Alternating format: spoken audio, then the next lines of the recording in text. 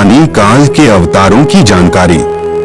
गीता अध्याय 4 का श्लोक 7। यदा यदा हि धर्मस्य ग्लानिर्भवति भारत अभ्युत्थानमधर्मस्य तदात्मानं सृजाम्यहम्। यदा यदा हि धर्मस्य ग्लानिः भवति भारत अभ्युत्थानम् अधर्मस्य तदा आत्मानं सृजामि अहम्। अनुवाद भारत यानी हे भारत, यदा यदा यानी जब जब, धर्मस्य यानी धर्म की, ग्लानिः यानी हानि और अधर्मस्य यानी अधर्म की, अभ्युत्थानम यानी वृद्धि, भवति यानी होती है, तदा यानी तब तब, ही यानी ही, अहम यानी मैं, आत्मानम यानी अपना अंश अवतार, सृजामि यानी रचता हूँ अर्थात उत्पन्न करता हूँ। जैसे श्रीमद्भगवत गीता अध्याय 4 श्लोक 7 में गीता ज्ञान दाता ने कहा है कि जब जब धर्म में घृणा उत्पन्न होती है, धर्म की हानि होती है तथा अधर्म की वृद्धि होती है, तो मैं काल यानी ब्रह्म यानी क्षर पुरुष अपने अंश अवतार सृजन करता हूँ अर्थात उत्पन्न करता हूँ। जैसे श्री रामचंद्र जी तथा श्री कृष्ण चंद्र जी को काल ब्रह्म ने ही पृथ्वी पर उत्पन्न किया था, जो स्वयं श्री विष्णु जी ही माने जाते हैं। इनके अतिरिक्त 8 अवतार और कहे गए हैं, जो श्री विष्णु जी स्वयं नहीं आते अपितु अपने लोक से अपने कृपा पात्र पवित्र आत्मा को भेजते हैं, वे भी अवतार कहलाते हैं। कहीं कहीं पर 25 अवतारों का भी उल्लेख पुराणों में आता है।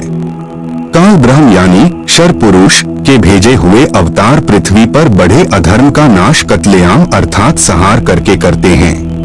उदाहरण के रूप में श्री रामचंद्र जी तथा श्री कृष्णचंद्र जी, श्री परशुराम जी तथा श्री निहकलंक जी, जो अभी आना शेष है, जो कलयुग के अंत में आएगा। ये सर्व अवतार घोर संहार करके ही अधर्म का नाश करते हैं, अधर्मियों को मारकर शांति स्थापित करने की चेष्टा करते हैं, परंतु शांति की अपेक्षा अशांति ही बढ़ती है। जैसे श्री रामचंद्र जी ने रावण को मारने के लिए युद्ध किया, युद्ध में करोड़ों पुरुष मारे गए, जिनमें धर्मी तथा अधर्मी दोनों ही मारे गए। फिर उनकी पत्नियां तथा छोटे बड़े बच्चे शेष रहे, उनका जीवन नरक बन गया। विधवाओं को अन्य व्यक्तियों ने अपनी हवस का शिकार बनाया, निर्वाह की समस्या उत्पन्न हुई, आदि आदि अनेकों अशांति के कारण खड़े हो गए। यही विधि श्री कृष्ण जी ने अपनाई थी, यही विधि श्री परशुराम जी ने अपनाई थी। इसी विधि से 10वां अवतार काल ब्रह्म यानी क्षर पुरुष द्वारा उत्पन्न किया जाएगा। उसका नाम निकलंक होगा। वह कलयुग के अंतिम समय में उत्पन्न होगा, जो राजा हरिश्चंद्र वाली आत्मा होगी। संभल नगर में श्री विष्णु दत्त शर्मा के घर में जन्म लेगा। उस समय सर्व मानव अत्याचारी अन्यायी हो जाएंगे, उन सर्व को मारेगा। उस समय जिन जिन मनुष्यों में परमात्मा का डर होगा, कुछ सदाचारी होंगे, उनको छोड़ जाएगा, अन्य सर्व को मार डालेगा। यह विधि है ब्रह्म यानी कालक्षर पुरुष के अवतारों की अधर्म का नाश करने तथा शांति स्थापना करने की। परम अक्षर ब्रह्म अर्थात सत्य पुरुष के अवतारों की जानकारी। नंबर 1, परम अक्षर ब्रह्म स्वयं पृथ्वी पर प्रकट होता है। वह सहशरीर आता है, सहशरीर लौट जाता है। यह लीला वह परमेश्वर 2 प्रकार से करता है। नंबर 1, प्रत्येक युग में शिशु रूप में किसी सरोवर में कमल के फूल पर वन में प्रकट होता है। वहां से निसंतान दंपति उसे उठा ले जाते हैं। फिर लीला करता हुआ बड़ा होता है तथा आध्यात्मिक ज्ञान प्रचार करके अधर्म का नाश करता है। सरोवर के जल में कमल के फूल पर अवतरित होने के कारण परमेश्वर नारायण कहलाता है। नार यानी जल, आयन यानी आने वाला अर्थात जल पर निवास करने वाला नारायण कहलाता है। नंबर 2, जब चाहे साधु संत जिंदा के रूप में अपने सत्यलोक से पृथ्वी पर आ जाते हैं तथा अच्छी आत्माओं को ज्ञान देते हैं। फिर वे पुण्यात्माएं भी ज्ञान प्रचार करके अधर्म का नाश करते हैं। वे भी परमेश्वर के भेजे हुए अवतार होते हैं। कलयुग में ज्येष्ठ शुदी पूर्णमासी संवत 1455 सन 1398 को कबीर परमेश्वर सत्यलोक से चलकर आए तथा काशी शहर के लहरतारा नामक सरोवर में कमल के फूल पर शिशु रूप में विराजमान हुए। वहां से नीरू तथा नीमा जो जुलाहा यानी धानक दंपति थे, उन्हें उठा लाए। शिशु रूपधारी परमेश्वर कबीरदेव यानी कबीर परमेश्वर ने 25 दिन तक कुछ भी आहार नहीं किया। नीरू तथा नीमा उसी जन्म में ब्राह्मण थे। श्री शिव जी के पुजारी थे। मुसलमानों द्वारा बलपूर्वक मुसलमान बनाए जाने के कारण जुलाहे का कार्य करके निर्वाह करते थे।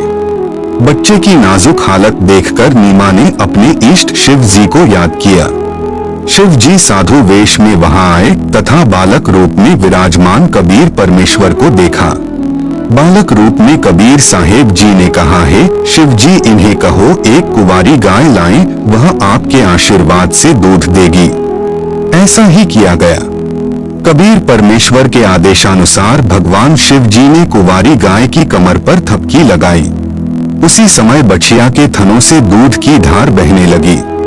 एक कोरा मिट्टी का छोटा घड़ा नीचे रखा।